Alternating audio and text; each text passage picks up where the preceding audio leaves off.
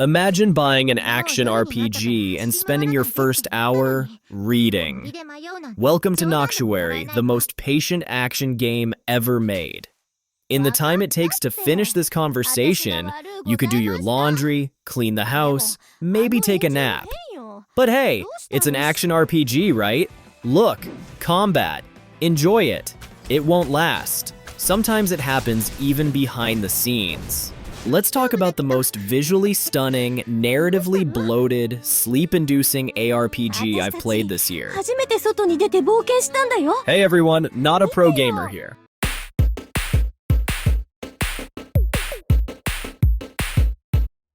A game called Noctuary just made its way to consoles: PS5, Nintendo Switch, Xbox Series XS.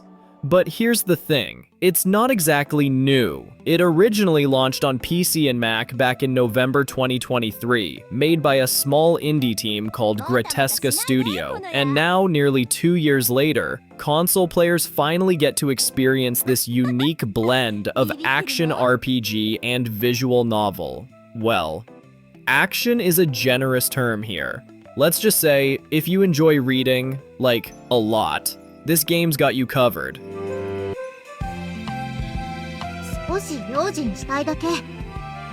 The developers describe Noctuary as a narrative-driven ARPG. What that really means is 70% of the game is reading dialogue, staring at gorgeous illustrations, and occasionally clicking through menus. The remaining 30%, that's when the game remembers it has a combat system. In the first mission, you'll meet the main heroines: Fancy a Dream, a cautious rookie illuminator, and Alina Nightsong, her much more energetic partner. Together, they aim to become elite Arbor Rangers, defenders of a fantasy world called Elixirland, fighting off creatures known as Dark Ridders. Sounds epic, right? Well, buckle up, because before you swing a sword, there's at least an hour of non-stop exposition waiting for you.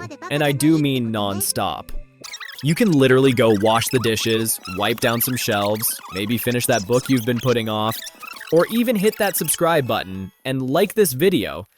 And when you come back, they'll still be talking. Here, I'll give you a visual. This is the game at 5x speed. Yep, still going.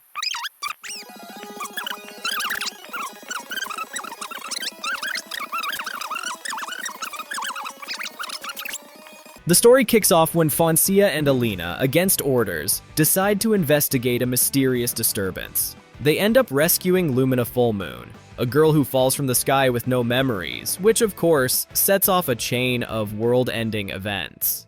Elixirland, their dreamlike world, is under threat from the Dark Ridders, beings that consume light and plunge everything into eternal night. But as you progress, you'll realize the truth. Elixirland might not be real. The world itself could be a dream or a prison. Yeah, it's one of those stories. Along the way, you'll meet a colorful cast of side characters, each with their own tragic backstories and optional quests. These side routes can unlock special abilities called blessing petals that improve your character's skills and influence the game's ending. Sounds cool, right? Well, you better really enjoy character drama, because that's where the game puts all its energy.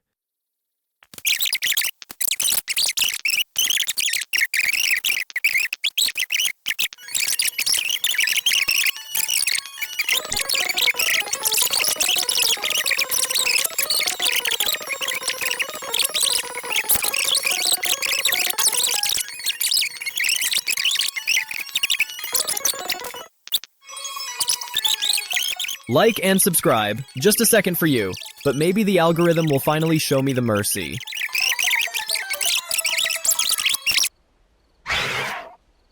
やっぱり敵がいる。神聖講師を見つからないところに隠して一緒に戦うわよ。はや。オッケー。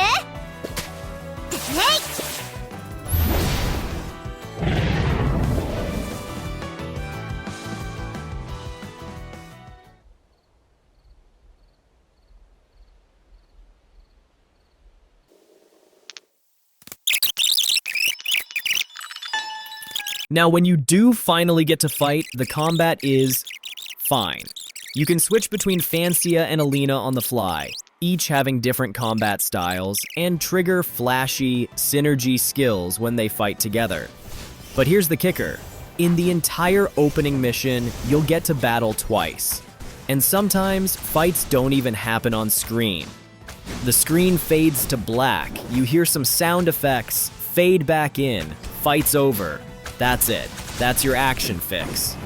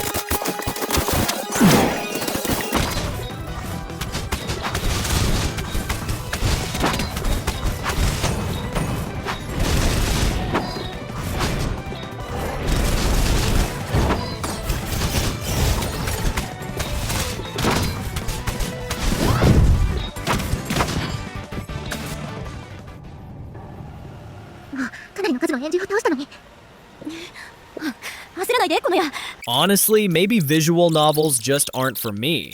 But I also can't shake the feeling that Noctuary is a game that's afraid of its own gameplay.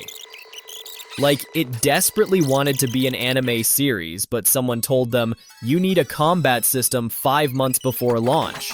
And even when you do get to play, it feels like the game's apologizing for interrupting your reading time. The bigger problem, though, the writing itself isn't exactly helping. The dialogues are flat. Conversations feel like exposition dumps, without any real spark or flow. Characters are built from a checklist of tropes: the energetic rookie, the calm mentor, the mysterious amnesiac girl from the sky, and their relationships just as predictable. You've seen these dynamics 100 times before, and the game does nothing to subvert them. What really drags it down is how seriously the game takes itself. There's no humor, no self-awareness, no playful jabs at its own cliches. It's like Noctuary is so in love with its own lore, it forgot to make the story enjoyable to experience. So yeah, if you're into reading walls of text with minimal interaction, Noctuary might be your thing, but for me, it was an exercise in patience. Either visual novels are just not my cup of tea, or this game is just, well, kinda boring. It's no big deal for you, but it really means a lot to me. Like and subscribe. That was 1 hour of gameplay, where actual action took barely 6 minutes, and you just watched it all in this 8-minute review. No skips, just speed up. You're welcome. Finally, the Prelude mission is over.